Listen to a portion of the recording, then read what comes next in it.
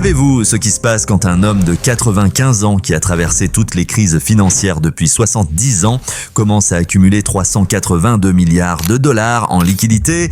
Ce n'est pas un hasard, ce n'est pas de la prudence ordinaire. C'est un signal d'alarme qui devrait faire trembler chaque investisseur. Aujourd'hui, nous allons parler de quelque chose que personne n'ose dire tout haut. Tesla est-elle au bord du précipice? L'intelligence artificielle est-elle la plus grande bulle spéculative de notre époque? Et surtout, pourquoi est-ce que je vends alors que tout le monde achète? Qu'est-ce que je vois que vous ne voyez pas encore? Pourquoi les plus grandes entreprises technologiques dépensent-elles 400 milliards de dollars dans une course qui pourrait les mener droit vers le désastre?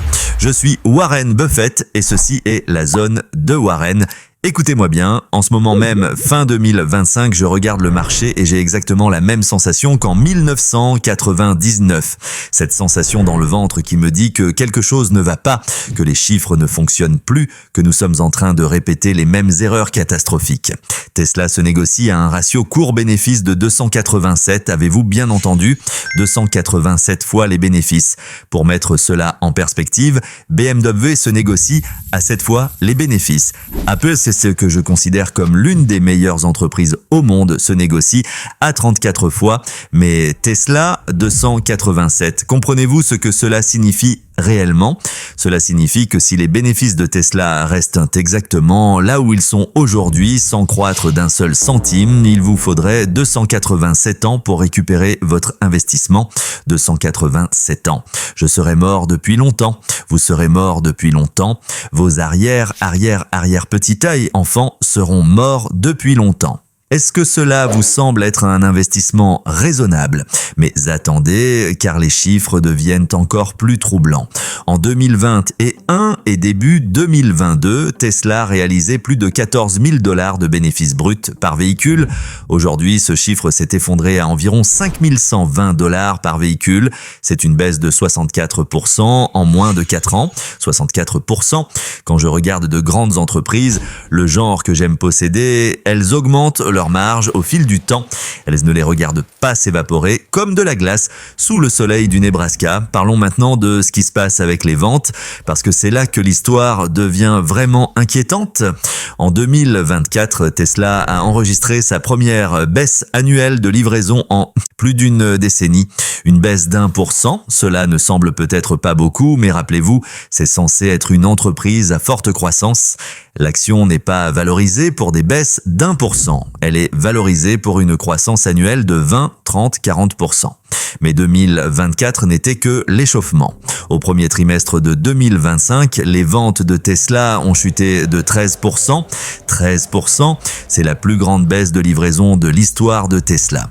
Et cela ne s'est pas produit à cause d'un incendie dans une usine ou d'une perturbation de la chaîne d'approvisionnement. Cela s'est produit dans un marché des véhicules électriques en croissance où les concurrents gagnent rapidement du terrain. Permettez-moi de vous donner quelques chiffres qui devraient glacer le sang de tout investisseur. En Chine, le plus grand et le plus avancé marché des véhicules électriques au monde, la part de marché de Tesla s'est effondrée de plus de 16% en 2022 à seulement 4,3% en février 2025. 4,3%, pensez-y.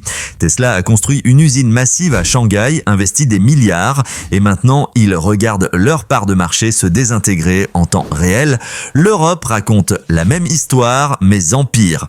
En Allemagne, les ventes de Tesla ont chuté de 76% pour atteindre seulement 1429 véhicules en février 2025, 76%.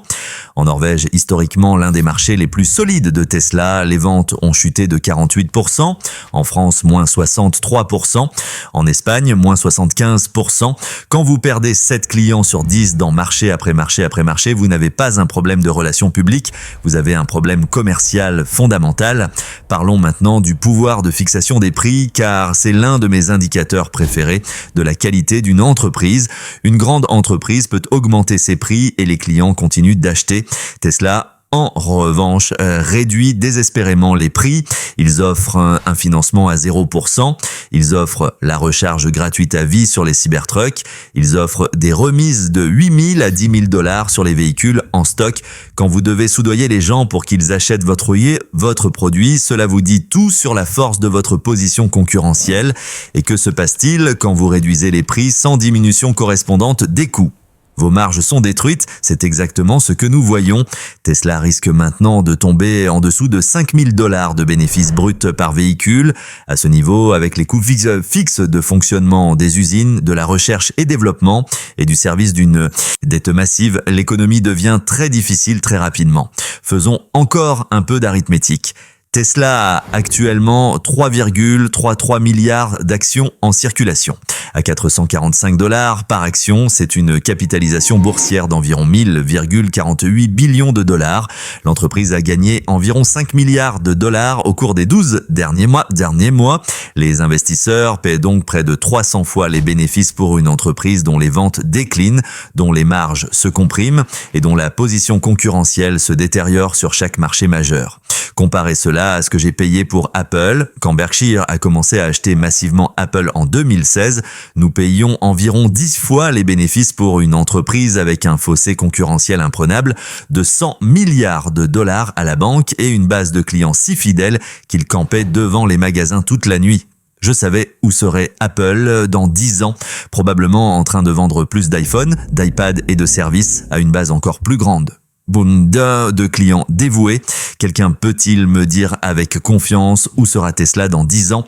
Maintenant, parlons de la Chine parce que ce qui se passe là-bas est une étude de cas sur la rapidité avec laquelle l'avantage du premier arrivé peut s'évaporer quand vous êtes dans un secteur de produits de base déguisé en entreprise technologique. Berkshire Hathaway a investi dans BYD en 2008, bien avant que les véhicules électriques ne soient à la mode. Mon regretté partenaire Charlie Munger a fait cet investissement et il l'a appelé l'une de ses meilleures décisions chez Berkshire. Je vais vous dire pourquoi. BYD a compris quelque chose de fondamental que Tesla n'apprend que maintenant à la dure.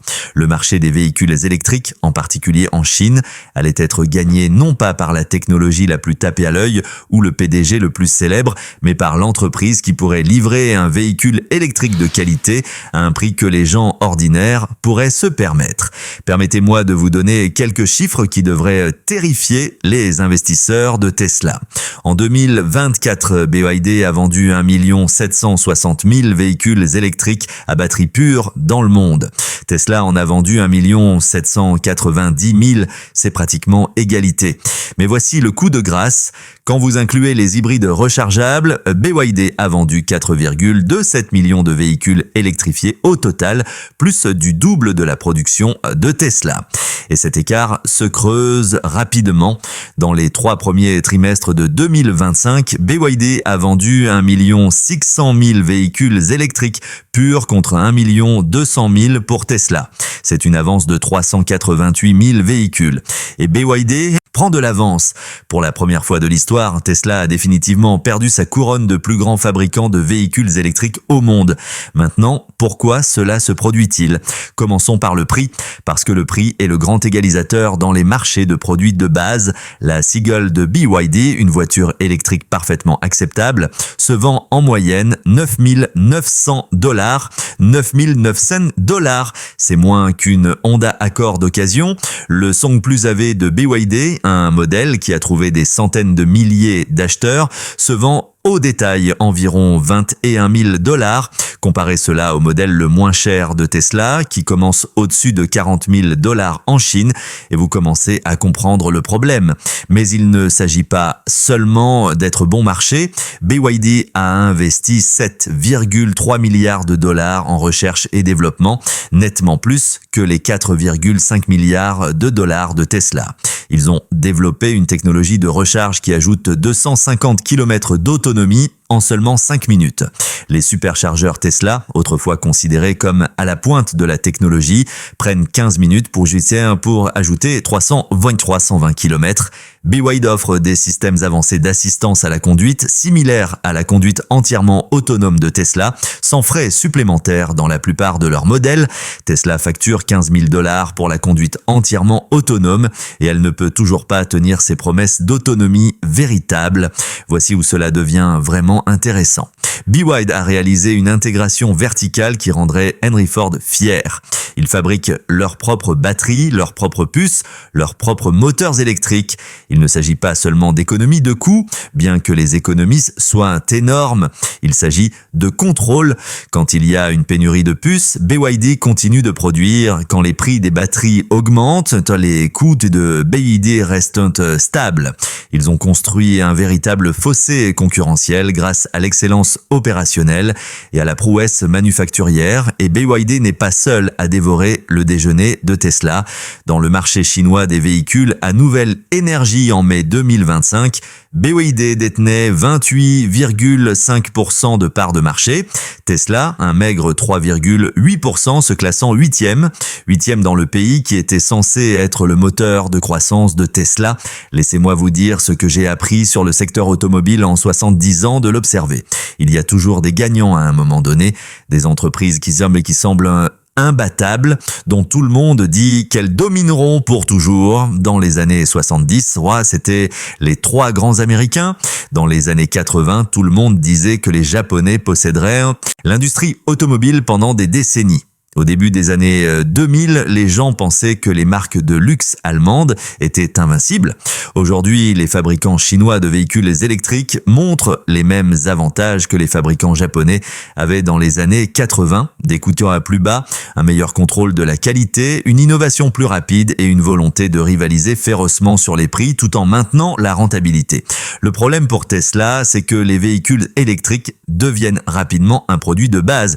Oui, il y a des différences entre les véhicules, certains sont plus jolis, certains ont de meilleurs logiciels, certains se rechargent plus rapidement, mais de plus en plus, les consommateurs prennent des décisions basées sur le prix et la fonctionnalité de base, pas sur la question de savoir s'ils achètent la vision d'Elon Musk de l'avenir. Abonnez-vous si vous aimez cette vidéo parce que dans la zone de Warren, vous apprendrez tout sur les finances et l'économie.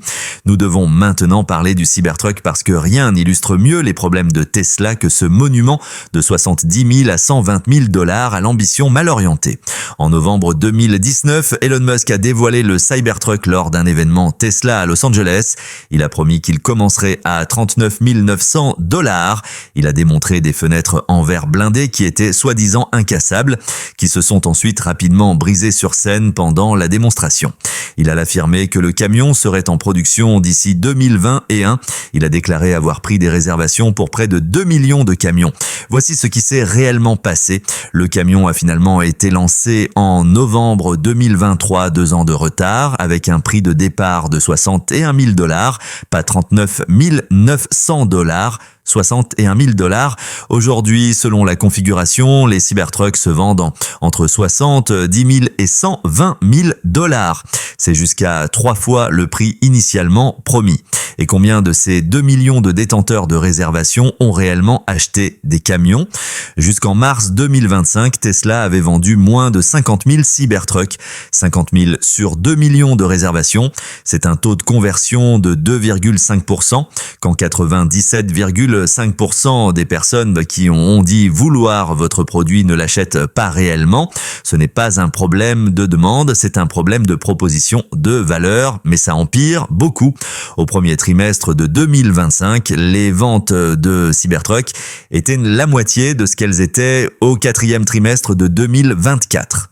Au 3e trimestre de 2025, les ventes avaient chuté de 63% à environ 5 400 unités. C'est un taux de vente d'environ 21 000 camions par an. Tesla a construit une capacité pour produire 125 000 Cybertruck par an. Ils utilisent maintenant environ 17% de cette capacité. Permettez-moi de vous dire ce qui se passe quand vous construisez une usine conçue pour 125 000 unités et que vous n'en vendez que et un mille. Ces coûts fixes ne disparaissent pas. L'amortissement de l'équipement ne s'arrête pas. Les paiements de location du bâtiment ne diminuent pas. Vous avez fait une erreur massive d'allocation de capital. Et ce capital est maintenant piégé dans un actif sous-performant. Et les problèmes de qualité. Oh, les problèmes de qualité. En environ 15 mois de production, le Cybertruck a eu 8 rappels. 8. Laissez-moi en énumérer quelques-uns. La pédale d'accélérateur pouvait se coincer en place, causant une accélération involontaire et des accidents potentiels. Le moteur d'essuie-glace pouvait tomber en panne. Les pièces de garniture le long du plateau du camion pouvaient se détacher et devenir des dangers routiers. L'ensemble du rail de toit, le panneau de toit, pouvait se délaminer et se séparer du véhicule pendant la conduite. Les panneaux extérieurs en acier inoxydable tombent parce que la colle qui les maintient en place échoue, en particulier par temps froid. Ce ne sont pas des problèmes logiciels mineurs, ce sont des défauts de conception et de fabrication fondamentaux. Quand les propriétaires signalent des bruits étranges à des vitesses supérieures à 50 km/h, des bruits de cliquetis en tournant, des grincements, des roues arrière, un mauvais alignement des panneaux, des défaillances des joints de porte et des systèmes de freinage incohérents, vous ne parlez pas d'un nouveau produit avec quelques bugs à résoudre. Vous parlez d'un produit qui n'était pas prêt pour la production. En mars 2025, Tesla a dû arrêter complètement les livraisons de Cybertruck parce que les panneaux métalliques tombaient des camions. Ils avaient plus de 2300 Cybertruck en stock d'une valeur de plus de 200 millions de dollars. Certains de ces camions avaient 6 mois, des véhicules de l'année modèle 2024 qui n'étaient même plus éligibles au crédit d'impôts fédéraux. Alors, qu'a fait Tesla? Ils ont commencé à offrir des remises allant jusqu'à 10 000 $. Ils ont offert un financement à 0%. Ils ont offert la recharge gratuite à vie sur les Cybertruck de la série Foundation, bien que ce modèle coûte 95 000 $.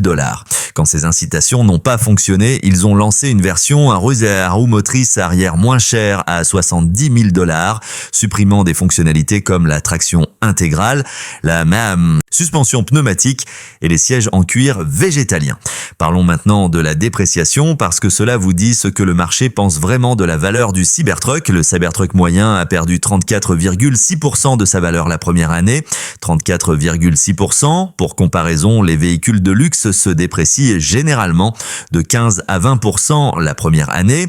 BMW, Mercedes, même Porsche, tous conservent mieux leur valeur que le Cybertruck. Quand votre produit se déprécie 2 fois plus vite que la concurrence, le marché vous dit quelque chose de très clair. Ce produit est surfacturé. Mais voici ce qui me trouble vraiment à propos de la situation du Cybertruck. Cela révèle un problème fondamental dans la façon dont Tesla fonctionne. Elon Musk a dit dans une conférence TED il y a 3 ans. À ce stade, je pense que j'en sais plus sur la fabrication que quiconque actuellement en vit sur Terre. C'est une sacrée affirmation.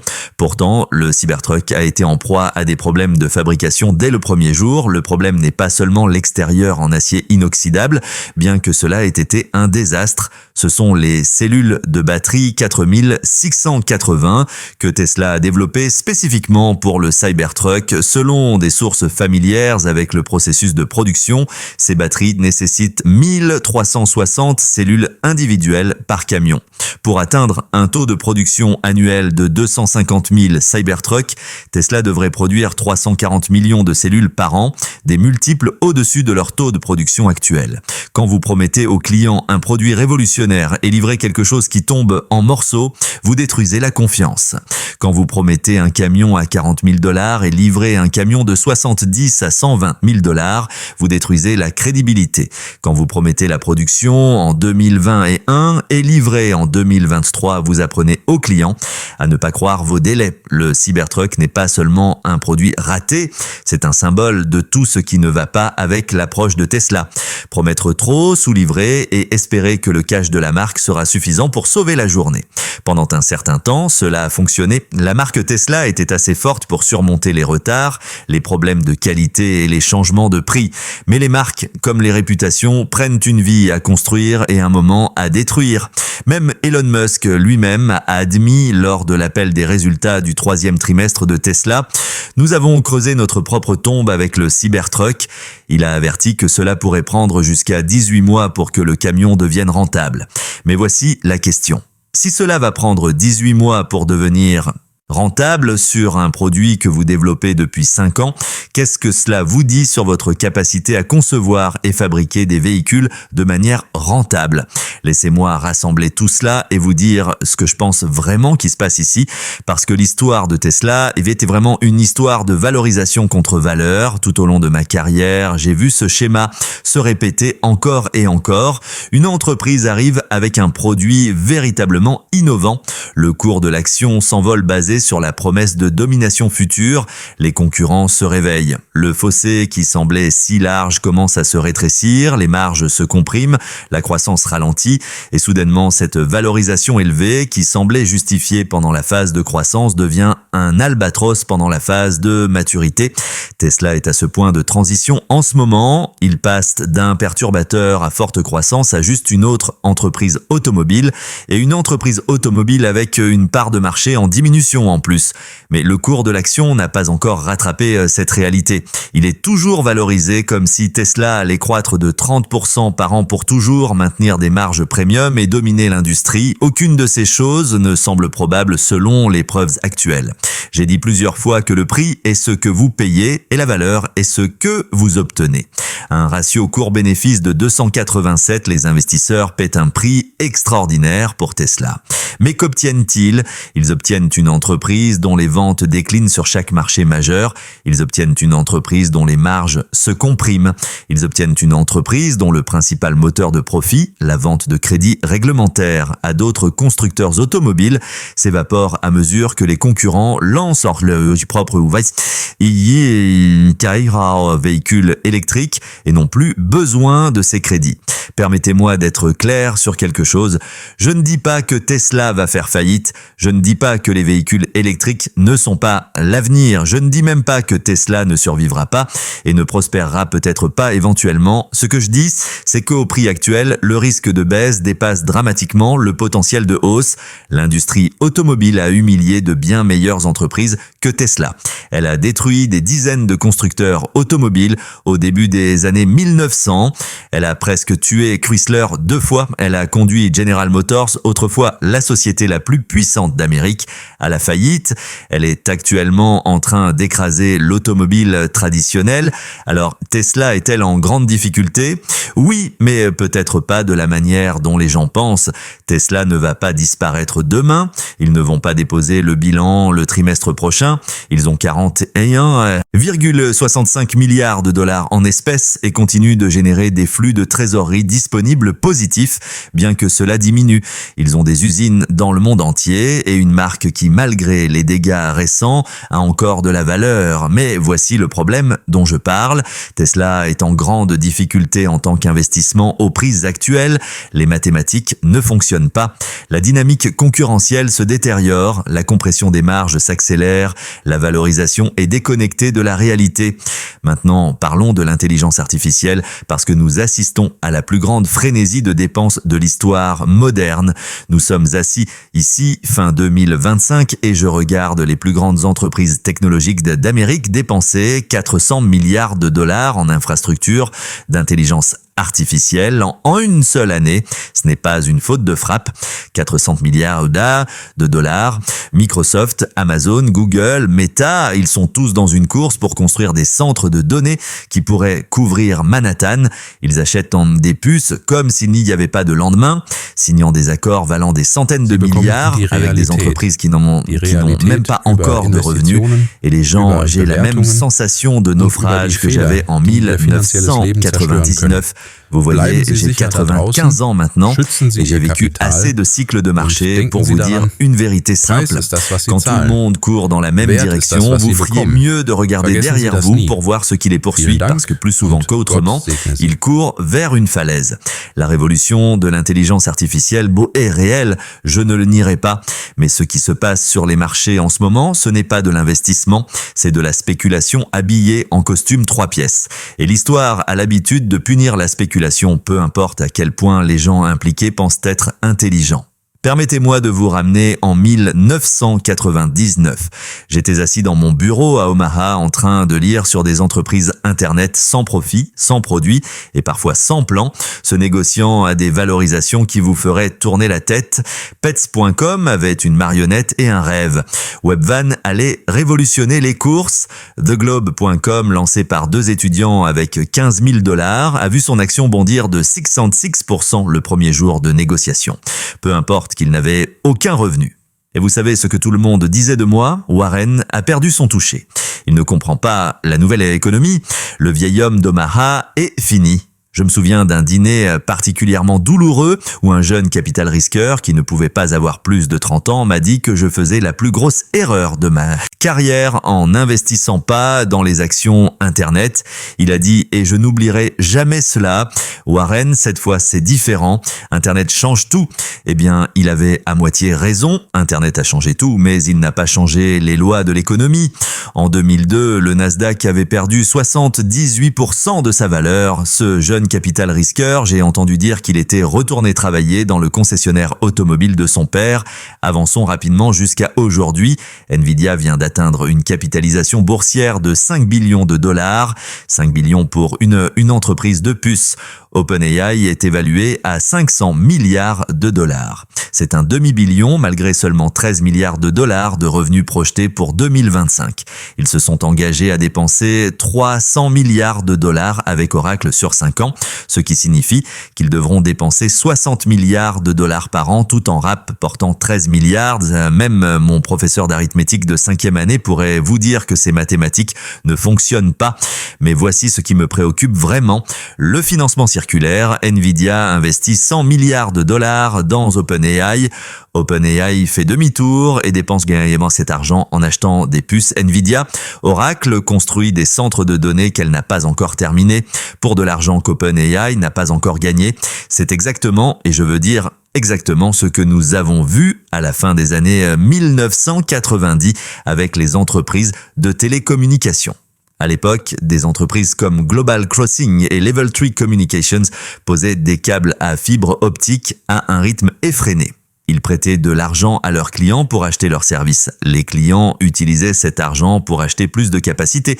Les actions de tout le monde montaient. Tout le monde se sentait comme un génie. 4 ans après l'éclatement de la bulle, 85 à 95% de cette fibre était encore dans le sol, complètement inutilisée. Corning, le plus grand producteur mondial de fibres optiques, a vu son action s'écraser de 100 $ à 1 $. Je n'ai investi dans aucune de ces entreprises. Non pas parce que je suis intelligent, mais parce que je ne comprenais pas comment elles allaient gagner de l'argent. Ma règle a toujours été simple. Si je ne peux pas le comprendre, je n'y investirai pas. C'est ce que j'appelle mon cercle de compétences. Et j'ai passé 70 ans à rester à l'intérieur de ce cercle. Vous pourriez demander, mais Warren, n'avez-vous pas raté le boom d'Internet ? Bien sûr que oui. Amazon, Google, Microsoft, tous sont devenus des géants. Et vous savez quoi? Je suis d'accord avec cela parce que pour chaque Amazon qui a survécu, il y avait des centaines de Pets.com qui ne l'ont pas fait.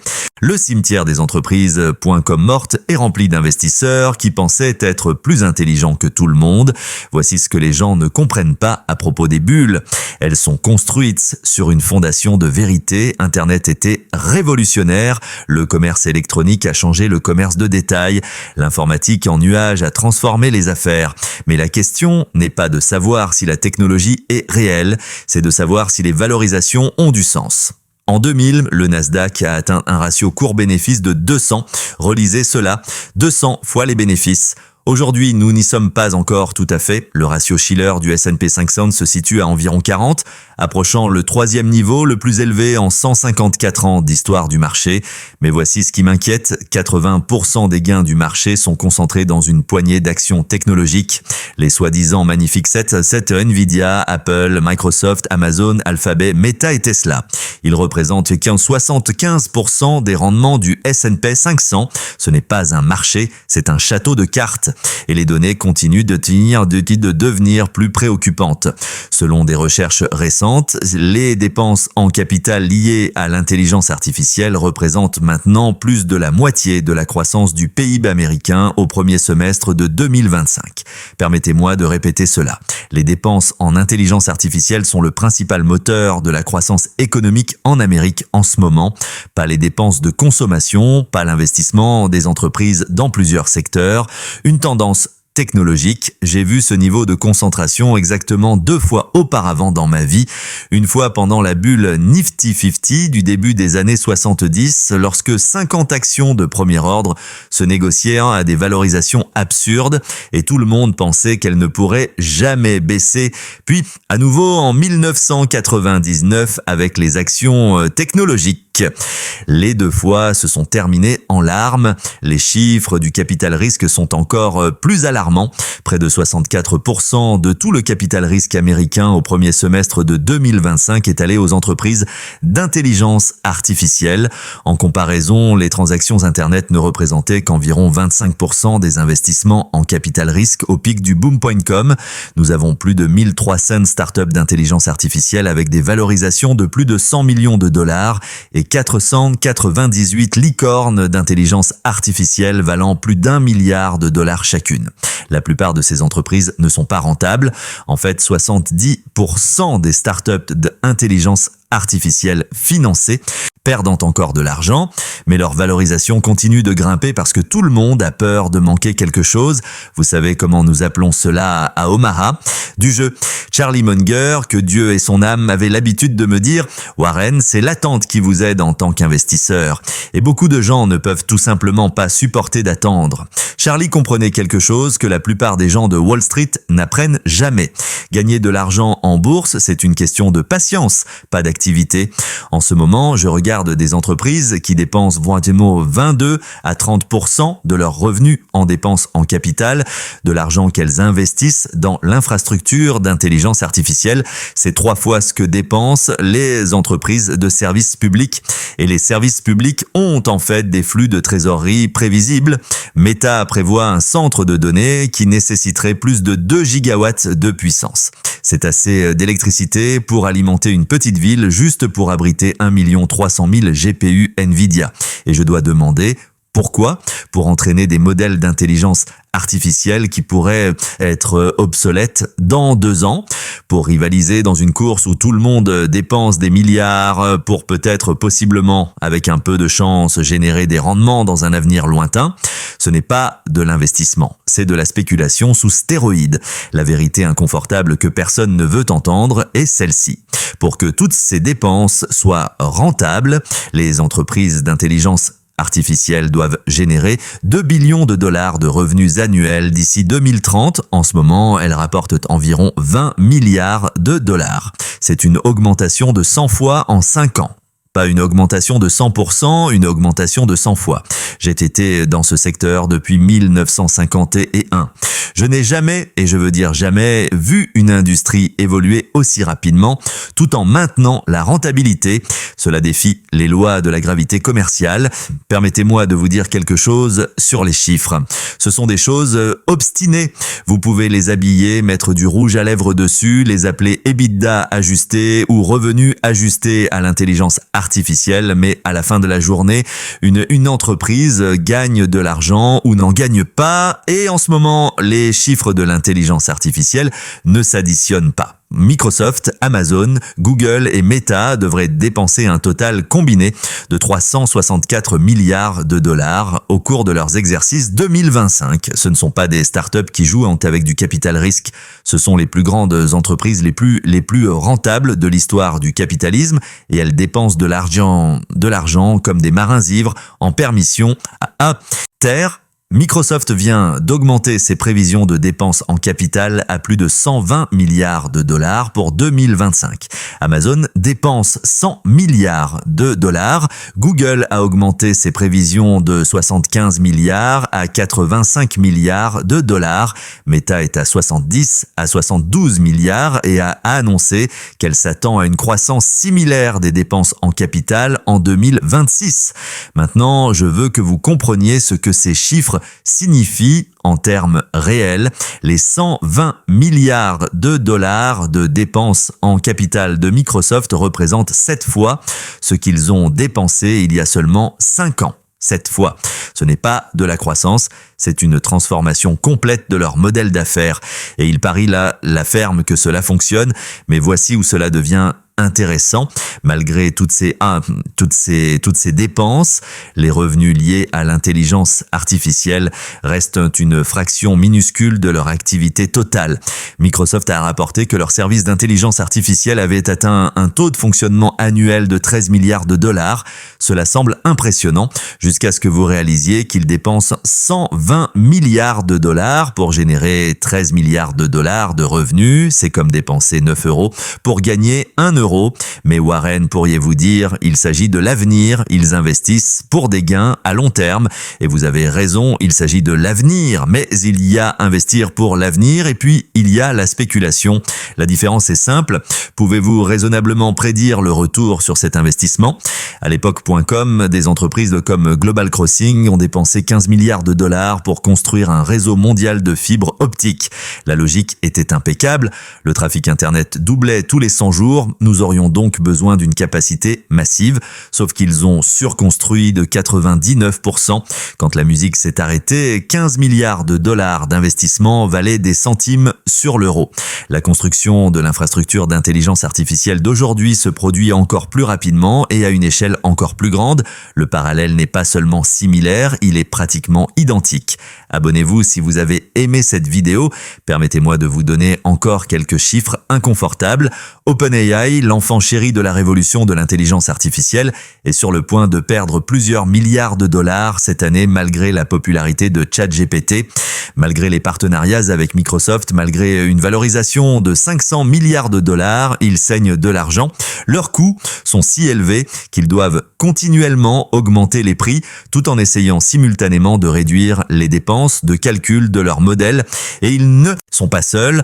L'ensemble de l'écosystème des startups d'intelligence artificielle est construit sur l'hypothèse qu'éventuellement, un jour, ces modèles deviendront rentables. Mais voici ce que l'histoire nous enseigne, éventuellement, souvent n'arrive jamais. À l'époque.com, nous avions quelque chose appelé le taux de combustion. À quelle vitesse une entreprise dépensait ses réserves de trésorerie. Les analystes calculaient combien de mois de piste une start-up avait avant de manquer d'argent. Aujourd'hui, nous voyons la même chose avec les entreprises d'intelligence artificielle.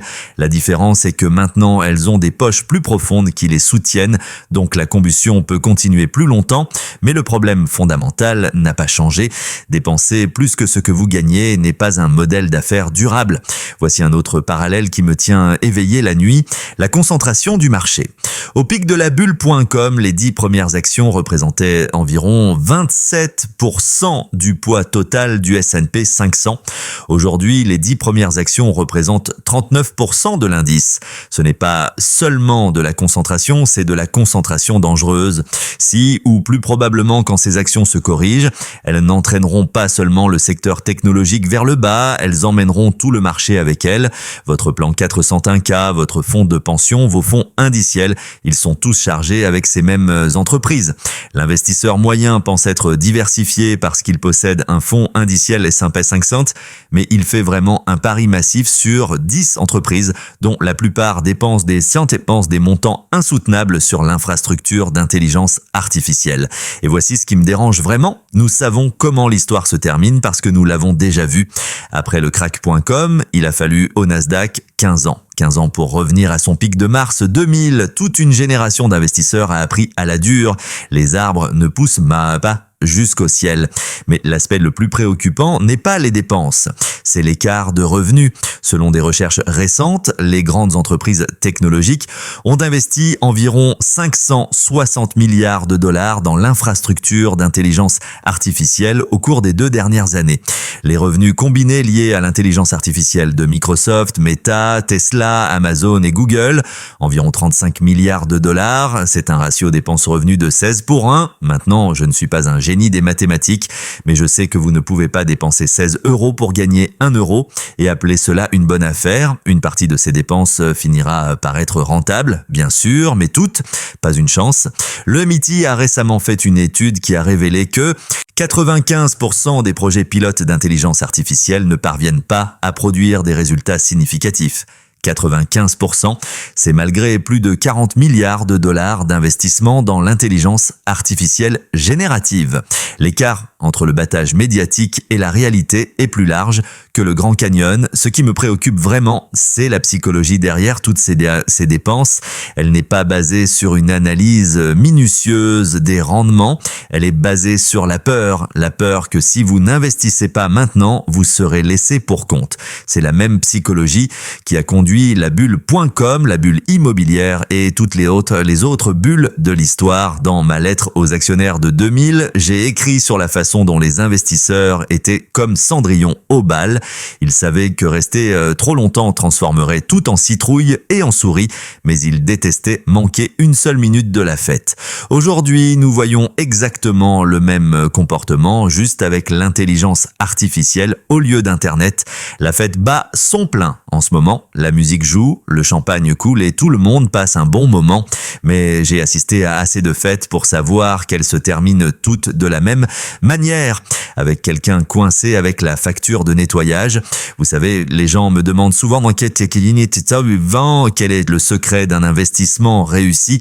Ils s'attendent à une formule compliquée, à un algorithme sophistiqué, mais la réponse est plus simple qu'ils ne le pensent. Ne perdez pas d'argent, c'est la règle numéro 1. La règle numéro 2 est de ne pas oublier la règle numéro 1. Cela semble simpliste, mais pensez à ce que cela signifie vraiment. Si vous perdez 50% de votre argent, vous avez besoin d'un gain de 100% juste pour revenir à l'équilibre. Ce n'est pas un jeu auquel vous voulez jouer. Et en ce moment, avec les valorisations de l'intelligence artificielle là où elles sont, je vois beaucoup de gens jouer exactement ce jeu. J'ai appris une leçon précieuse de mon mentor, Ben Graham. Il m'a enseigné la marge de sécurité et l'idée que vous ne devriez investir que lorsque le prix est nettement inférieur à la valeur intrinsèque, vous donnant un coussin contre les erreurs ou la malchance. Les valorisations actuelles de l'intelligence artificielle n'ont aucune marge de sécurité. Elles supposent que tout va bien, exécution parfaite, progrès technologique continu, demande illimitée, aucune concurrence, aucune perturbation. Dans mes 70 ans d'investissement, j'ai appris que tout se passe rarement bien. Habituellement, quelque chose se passe mal. Parfois, tout se passe mal. C'est pourquoi vous avez besoin d'une marge de sécurité. Permettez-moi de vous donner un exemple concret de ce dont je parle. Cisco Systems était la chouchoute de l'ère. .com, les pioches et les pelles de la révolution Internet. À son apogée en mars 2000, Cisco avait une capitalisation boursière de 555 milliards de dollars, ce qui en fait brièvement l'entreprise la plus précieuse au monde. L'action se négociait à un ratio cours-vente de 35 et un ratio cours-bénéfice au-dessus de 200. Tout le monde disait que Cisco était différent. Elle avait des revenus réels, des bénéfices réels, des produits réels. Ce n'était pas une start-up dans les nuages. Et ils avaient raison, Cisco était différent. Il a survécu au crack. Mais l'action, elle a chuté de 86% par rapport à son pic. Même aujourd'hui, 25 ans plus tard, Cisco se négocie en dessous de son sommet de 2000. Pensez-y, si vous avez acheté Cisco au sommet du marché en pensant que vous investissiez dans un leader technologique solide et rentable, vous seriez toujours sous l'eau un quart de siècle plus tard, et cela ne tient même pas compte de l'inflation. Maintenant, regardez Nvidia, elle se négocie à une capitalisation boursière de 5 billions de dollars. Est-ce que Nvidia est une bonne entreprise? Absolument. Est-ce qu'elle révolutionne l'informatique? Oui. A-t-elle des revenus réels et des bénéfices réels? Oui aux deux. Mais vaut-elle 5 billions de dollars? C'est là que j'ai mes doutes. Pour que cette valorisation ait du sens, tout doit aller parfaitement. La demande en intelligence artificielle doit continuer à croître de manière exponentielle. Aucune menace concurrentielle ne peut émerger. L'entreprise doit maintenir son pouvoir de fixation des prix. Les changements technologiques ne peuvent pas rendre les conceptions de puces actuelles obsolètes. L'économie mondiale doit rester forte. C'est beaucoup de choses qui doivent toutes bien se passer. Et dans mon expérience, quand vous avez besoin que tout aille bien, quelque chose va généralement mal. Comme je l'ai dit auparavant, le marché boursier est conçu pour transférer de l'argent des actifs aux patients. En ce moment, il y a beaucoup d'activités, il n'y a pas beaucoup de patience. Je sais de quel côté de cette équation je veux être. La bulle de l'intelligence artificielle éclatera, je ne sais pas quand et je ne sais pas ce qui la déclenchera, mais je sais que cela arrivera parce que toutes les bulles de l'histoire ont éclaté. Et quand cela arrivera, vous serez content d'avoir écouté un vieil homme d'Omaha qui a déjà vu ce film. Regardez, je terminerai avec ceci. Il y a 25 ans, les gens m'appelaient un dinosaure parce que je n'investissais pas dans les actions Internet. Ils disaient que je ne comprenais pas la nouvelle économie. Ils disaient que j'étais trop vieux, trop conservateur, trop coincé dans le passé. Puis le marché s'est effondré et le cours de l'action de Berkshire a doublé tandis que le Nasdaq perdait 78% de sa valeur. Soudain, je n'étais plus un dinosaure, j'étais un génie, mais je n'ai pas changé, le marché l'a fait. La même chose est sur le point de se produire avec l'intelligence artificielle en ce moment. Je suis le vieil homme qui ne comprend pas l'intelligence artificielle, le sceptique qui rate la plus grande opportunité du siècle, l'investisseur prudent qui est laissé pour compte. C'est bien, on m'a traité de pire. Mais dans quelques années, peut-être plus tôt, peut-être plus tard, nous regarderons en arrière sur 2025 de la même manière que nous regardons en arrière sur 1999. Nous secouerons la tête et nous nous demanderons comment les gens ont payé des prix aussi fous. Nous nous émerveillerons de la spéculation, du financement circulaire, de l'exubérance irrationnelle. Et les investisseurs qui ont préservé leur capital, qui sont restés patients, qui ont refusé de se laisser prendre dans la manie, ce seront ceux qui seront positionnés pour profiter des opportunités qui émergent des décombres. C'est là que je prévois d'être. J'espère que vous me rejoindrez. Restez en sécurité. Merci et que Dieu vous bénisse.